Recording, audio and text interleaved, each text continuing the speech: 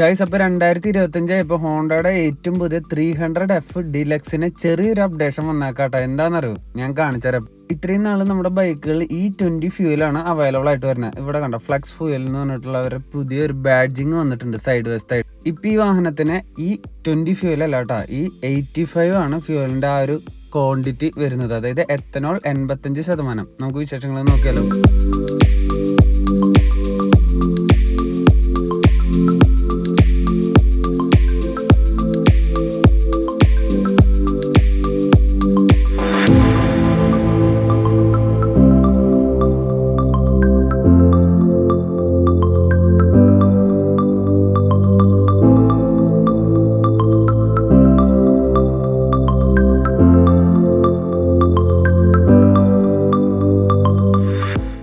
അപ്പോൾ flex fuel എന്ന് പറഞ്ഞുള്ള ഫ്യൂലിൻ്റെ ഒരു അർത്ഥം എന്താണെന്ന് വെച്ച് കഴിഞ്ഞാൽ, മൾട്ടിപ്പിൾ ടൈപ്പ് ഫ്യൂൽ ഈ വാഹനത്തിൽ യൂസ് ചെയ്യാൻ പറ്റും. അതായത് ഏകദേശം 85% എത്തനോളും 15% പെട്രോളും മാത്രം മതി ഈ വാഹനം റൺ ചെയ്യാനായിട്ട്. എങ്ങനെയുണ്ട്, അടിപൊളിയായിട്ടില്ല? അതുവഴി നമ്മുടെ പെട്രോളിൻ്റെ ആ ഒരു യൂസിങ് ക്വാണ്ടിറ്റി കുറയും ചെയ്യും, മൈലേജ് കൂടുതലും ചെയ്യും. പിന്നെ അത് മാത്രമല്ല, ഈ ഒരു ഫ്ലെക്സ് ഫ്യൂൽ വഴി, എത്തനോൾ വഴി നമുക്ക് കൂടുതൽ എമിഷൻ പുറത്തേക്ക് വരുന്നത് കുറയ്ക്കും ചെയ്യും.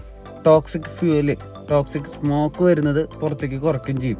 അങ്ങനെ എൻവറോൺമെന്റ് ഫ്രണ്ട്ലി ഒരു വെഹിക്കിളും കൂടിയാണ് നമ്മളിപ്പോൾ കണ്ടുകൊണ്ടിരിക്കുന്നത്. ഇനി വാഹനത്തിനെ കുറിച്ച് നമുക്കൊന്ന് അടുത്ത് നോക്കുകയാണെങ്കിൽ, നല്ലൊരു ക്വാളിറ്റി ഉള്ള ഒരു സ്പോർട്ടി ടൈപ്പ് മിററുകളാണ് വരുന്നത്. അതിലൊരു ഗ്രെയിൻസ് ഒക്കെ കാണാൻ സാധിക്കും. വാഹനത്തിന്റെ ടോട്ടൽ ഡിസൈനും ഒരു സ്പോർട്ടി ഫീലാണ്. പക്ഷെ ഈ വാഹനം മെയിനായിട്ട് യൂസ് ചെയ്യും സിറ്റി പർപ്പസിനും അതുപോലെ തന്നെ ചെറിയൊരു ടൂറിംഗ് പർപ്പസിനാണ് യൂസ് ചെയ്യുക. ഓഫ് റോഡ് പർപ്പസിനും യൂസ് ചെയ്താൽ കുഴപ്പമൊന്നുമില്ല. അത്യാവശ്യം കുഴപ്പമില്ലാത്ത തരക്കേടില്ലാത്ത ഗ്രൗണ്ട് ക്ലിയറൻസും കൂടെ കൊടുത്തിട്ടുണ്ട്. ഏകദേശം 177 mm ആണ് വാഹനത്തിന്റെ ഗ്രൗണ്ട് ക്ലിയറൻസ്. ഒരു തരക്കേടില്ലാത്ത രീതിക്കൊക്കെ നമുക്ക് ഓഫ് റോഡ് പർപ്പസ് കൊണ്ടുപോകാനൊക്കെ പറ്റും. പിന്നെ ഫിറ്റ് ആൻഡ് ഫിനിഷിന്റെ കാര്യങ്ങളായിക്കോട്ടെ, ഇവിടുത്തെ കേബിളിന്റെ കാര്യങ്ങളായിക്കോട്ടെ, നല്ലൊരു ക്വാളിറ്റിയിൽ തന്നെയാണ് ചെയ്തതാണ്. ഇവിടെ ഒരു ഡിസ്പ്ലേ വരുന്നുണ്ട്. വാഹനത്തിന്റെ ലൈറ്റുകളെല്ലാം തന്നെ LED ലൈറ്റുകളാണ് വരുന്നത്. ഒരു നല്ല ചിരിച്ച ഫേസോട് കൂടിയിട്ടുള്ള ഹെഡ്ലാമ്പ് യൂണിറ്റുകളാണ്. ഇവിടെ എല്ലാം പ്ലാസ്റ്റിക് ബ്ലാക്ക് ആണ് വരുന്നത്. കണ്ട, നല്ലൊരു ക്വാളിറ്റി ഫീൽ ചെയ്യുന്നുണ്ട്. ഡുവൽ ചേമ്പേഴ്സോട് കൂടിയിട്ടുള്ള LED ഹെഡ്ലാമ്പ് യൂണിറ്റ് ആണ്. വൈറ്റ് കളറാട്ടോ. കണ്ട, ബ്രൈറ്റ് ഒക്കെ അടിക്കുമ്പോൾ താഴത്തെ ആ ഒരു ലൈറ്റ് നിങ്ങൾക്ക് കാണാൻ പറ്റും. പിന്നെ പെട്ടെന്ന് നമ്മുടെ കണ്ണ് എടുത്ത് വരുന്ന ഒരു സ്ഥലമാട്ടോ ഈ ഒരു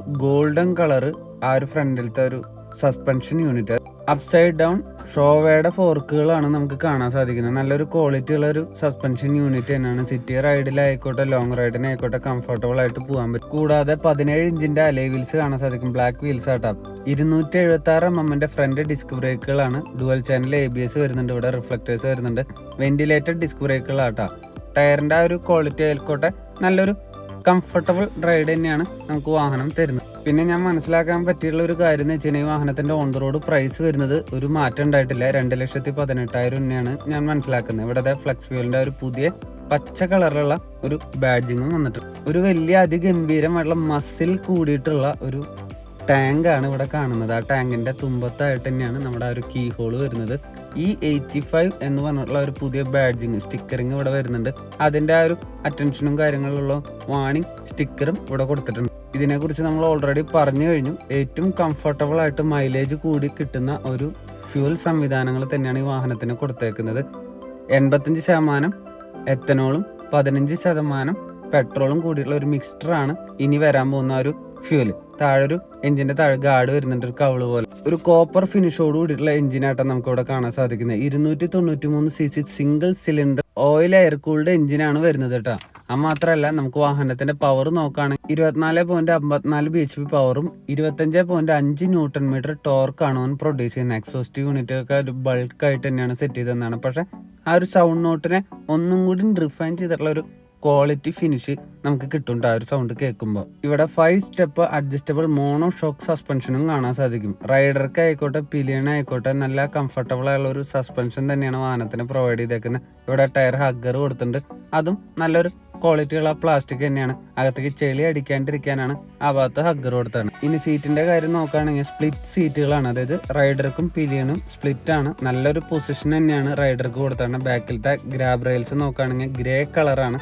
നമുക്ക് അത്യാവശ്യം ഇറങ്ങിയിരുന്നിട്ട് ആയിക്കോട്ടെ റൈഡർക്ക് കംഫർട്ടബിൾ ആയിട്ട് റൈഡ് ചെയ്യാനൊക്കെ പറ്റും കേട്ടോ. നമ്മുടെ സിറ്റി ഓപ്പറേഷൻസിന് അതായത് ഡെയിലി യൂസിന് പറ്റിയിട്ടുള്ള ഒരു കംഫർട്ടബിൾ ആയിട്ടുള്ള വെഹിക്കിളും കൂടിയാണ് നമ്മുടെ 300F എന്ന് പറഞ്ഞുള്ള ഏറ്റവും പുതിയ ഈ ഒരു ഫ്ലെക്സ് ഫ്യൂൽ വെഹിക്കിൾ. ഇനി ബാക്കിലേക്ക് നോക്കുകയാണെങ്കിൽ നമുക്ക് 220mm ഡിസ്ക് ബ്രേക്കുകൾ കൊടുത്തിട്ടുണ്ട്. ഒരു സിംഗിൾ പിസ്റ്റൺ ആണ് ഇവിടെ കാണാൻ സാധിക്കും. ടൈൽ ലാമ്പ് നോക്കുകയാണെങ്കിൽ ഒരു LED ടൈൽ ലാമ്പാണ്. അതിലും നമുക്കൊരു ക്വാളിറ്റി പുതിയൊരു ന്യൂ ജനറേഷൻ രീതിക്കുള്ള ഒരു ടൈൽ ലാമ്പ് യൂണിറ്റുകളാണ്. ഇവിടെ പിയാനോ ബ്ലാക്ക് ഫിനിഷ് വരുന്നുണ്ട്. അതിന്റെ തൊട്ട് ലെഫ്റ്റ് സൈഡിലും റൈറ്റ് സൈഡിലും പ്ലാസ്റ്റിക് ഫിനിഷ് ആട്ടാ. ഹസാർഡ് ലാമ്പുകൾ ഓൺ ആക്കി ഇട്ടിട്ടുണ്ട്. താഴെ നമ്പർ പ്ലേറ്റ് ഹോൾഡർ വരുന്നുണ്ട്. അതിന്റെ മുകളിലായിട്ട് ലൈറ്റ് കാണും. ഇതാണ് ബാക്ക് സൈഡിലത്തെ ഒരു ഫിനിഷും കാര്യങ്ങളും. പിന്നെ നമുക്ക് ഈ ഒരു സൈഡിൽ സാരി ഗാർഡ് പോലെ തോന്നിക്കുന്ന ഒരു ഐറ്റം വരുന്നുണ്ട്, നല്ലൊരു ക്വാളിറ്റി ഉള്ള പ്ലാസ്റ്റിക്കിൽ. പിന്നെ അഡീഷണൽ ഒരു ഫുഡ് റെസ്റ്റ് ഇവിടെ വരുന്നുണ്ട്.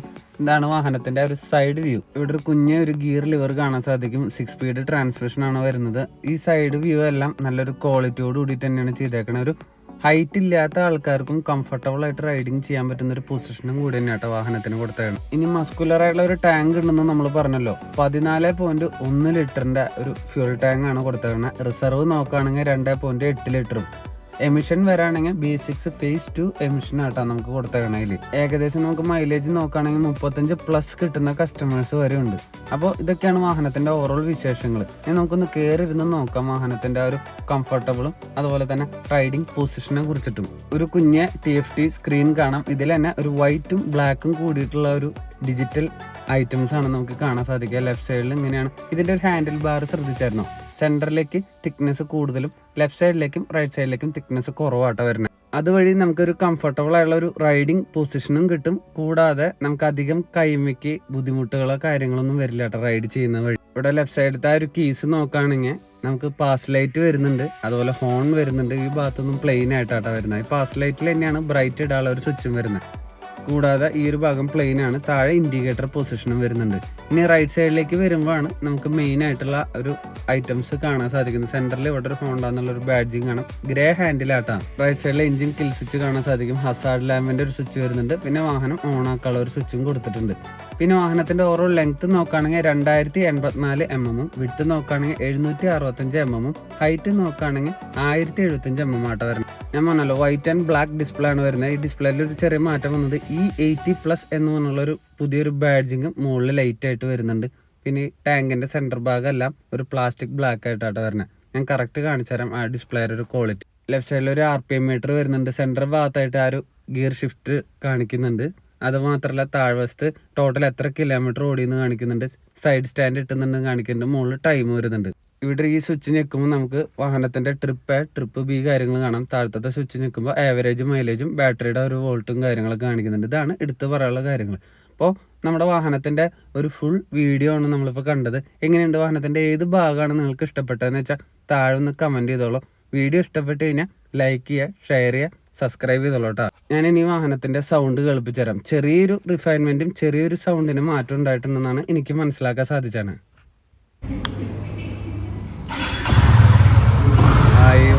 നൈസായിട്ടില്ലേ സൗണ്ട്?